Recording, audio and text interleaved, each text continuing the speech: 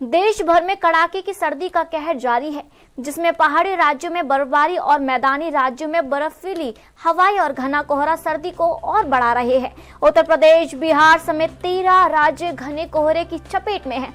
मध्य प्रदेश में भी सर्दी का असर देखा जा रहा है, जहां सोमवार को नौगांव में पारा 1 डिग्री तक गिर गया।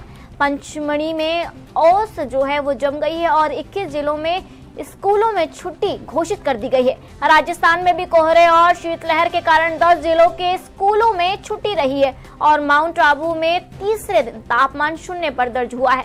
अगर बात की जाए उत्तराखंड उत्तरकाशी की, तो उत्तराखंड के उत्तरकाशी में गंगोत्री में तापमान -21.7 तक गिर चुका है, जिससे नदी नाले जम गए हैं और पेयजल लाइन भी जम गई है। पंजाब, हरियाणा, उत्तर प्रदेश, राजस्थान, बिहार, मध्य प्रदेश, झारखंड और छत्तीसगढ़ में कोल्ड वेव का अलर्ट जारी किया गया है। जम्मू कश्मीर, हिमाचल प्रदेश और उत्तराखंड में भारी बर्फबारी का अलर्ट जारी किया गया है। बिहार में भी कड़ाके की सर्दी बढ़ रही है और मौसम विभाग ने 30 जिलों में कोल्ड डे का अलर्ट जारी किया है।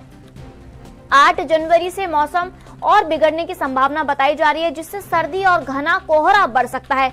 आपको मैं बता दूं, आप तस्वीरों के माध्यम से देख सकते हैं किस तरीके से जो है उत्तर भारत में जो है सर्दी, घना कोहरा आपको देखने को मिल रहा होगा। ठंड काफी ज्यादा बढ़ चुकी है, पहाड़ी इलाके में बर्फबारी हो रही है। जम्मू कश्मीर, उत्तराखंड, हिमाचल प्रदेश में, वहीं पर मैदानी इलाकों की मैं बात करूं तो जो है घना कोहरा देखने को मिल रहा है। कई जगहों पर जो है स्कूलों में छुट्टियां घोषित कर दी गई है। वहीं पर सरकार जो है निरंतर कार्य कर रही है।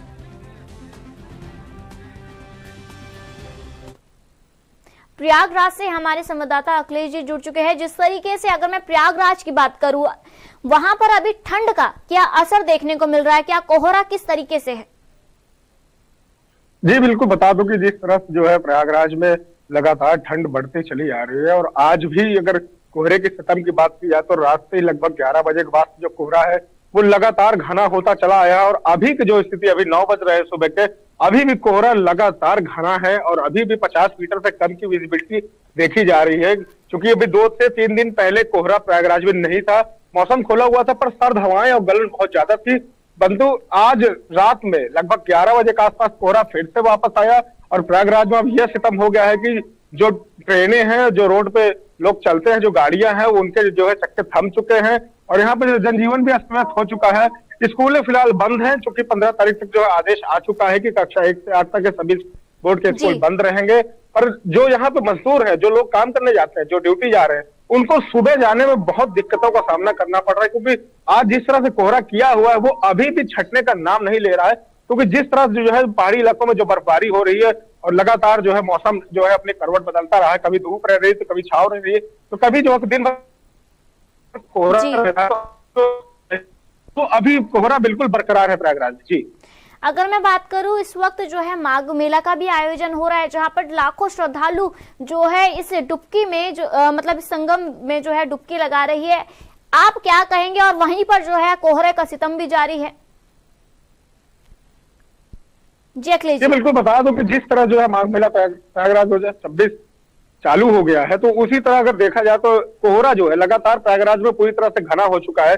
कल रात से हुआ है, तो जो वहां पर श्रद्धालु हैं, जो पहले से कल्पवासी आए हुए हैं वो तो वहां पर रह रहे हैं, पर बाकी जो श्रद्धालु हैं उनको आने में खासा दिक्कतों का सामना करना जरूर पड़ रहा है, क्योंकि रास्ता दिख नहीं रहा है और वहां पर जो लाइट्स तो लगी है हुए, पर जो रात में फॉग है बहुत ज्यादा घना हो जा रहा है। तो जो गाइडलाइंस जारी की हुई कि दिन में लोग आए, क्योंकि रात में जो है वहां पर बहुत ज्यादा घना कोहरा होने का मेला क्षेत्र में कुछ दिखना एकदम संभव नहीं रहता है, क्योंकि बहुत ज्यादा घना कोहरा होने से भाई वो नदी का किनारा है, वहां पर और ज्यादा कोहरा होने की संभावना रहती है और रहता भी है। तो उसको देखते हुए भी वहां से जो प्रशासन लगातार 24 घंटे वहां मुस्तैद है। जो श्रद्धालु है उनको जो है ये सुनिश्चित किया जा रहा है कि सही जगह पर जाकर के वहां पर जो है अपने अपने ठिकानों में चले जाएं, क्योंकि वहां पर रैन बसेरे भी बनाए गए हैं सरकार की तरफ से और वहां पे जो लोग रह रहे हैं, जो वहां पे कल्पवासी रह रहे हैं, उनके अपने टेंट है, वहां पे जो साधु संत है उनके टेंट है, क्योंकि जो श्रद्धालु बार बार आते हैं वो कुछ श्रद्धालु अपने साधु संतों के टेंट पे जाते हैं, कुछ श्रद्धालु जो अपने उनके जो रिश्तेदार है जो यहाँ पे जो है कल्पवास करने के लिए आते हैं उनके यहाँ पे जाकर रुकते हैं, और कुछ श्रद्धालु जो है जिनको कोई व्यवस्था नहीं है, सरकार उनको व्यवस्था दी हुई है, वहां पर बड़े बड़े रैन बसेरे बनाए गए, इस बार भी बनाया गया है, तो वहां पर भी जाकर के जो है उनको।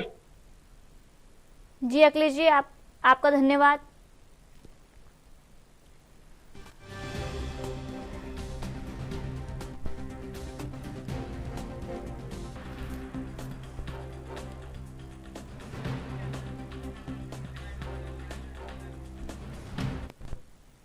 लुधियाना से हमारे संवाददाता अरविंद जी जुड़ चुके हैं। जिस तरीके से अगर मैं लुधियाना की बात करूं तो वहां पर कोहरा किस तरीके से जो है उसका समय क्या है? बिल्कुल जी, अगर लुधियाना की बात करें तो लुधियाना में इस बार जो कोहरा है थोड़ा कम पड़ रहा है। विजिबिलिटी बहुत ज्यादा नहीं है, पर फिर भी ठंड की अगर बात करें, ठंड छुटाने वाली ठंड है। आप मुझे देख सकते हो कि मैं किस तरह ठंड से बचाव के लिए मैंने कपड़े पहने हुए हैं। तो जो मौसम विभाग है लुधियाना का जी, उन्होंने कहा है कि ठंड से बचने के लिए आप बिल्कुल डाइट हल्का फुल्का खाना लीजिए। और अगर मैं लुधियाना के स्कूलों की बात करूं तो वहां पर जो है समय किस तरीके से बदलाव किया गया है? छुट्टियां भी जो है बढ़ा दी गई है या फिर अब जल्द ही स्कूल खुलने वाले हैं? आप उस पर नहीं, हाल फिलहाल लुधियाना के स्कूल बंद हैं, जो अगले आदेश तक बंद रहेंगे। जो अगला आदेश आएगा उसके बाद ही स्कूल खुलेंगे। जी, जिस तरीके से अगर मैं सरकार की बात करूं तो लुधियाना में रैन बसेरों के अगर हालात जो देखे जाए तो वहां पर क्या सुविधाएं दी जा रही है उन लोगों को? देखिए जी, रैन बसेरों की बात करें तो जो प्रॉपर नगर निगम द्वारा एक आदेश जारी किया गया है कि जो भी भिखारी या गरीब लोग बाहर सो रहे हैं उनको रैन बसेरे में पहुंचाया जाए। सरकार अपनी तरफ से सारी सुविधाएं देंगी। अरविंद जी, आपका धन्यवाद।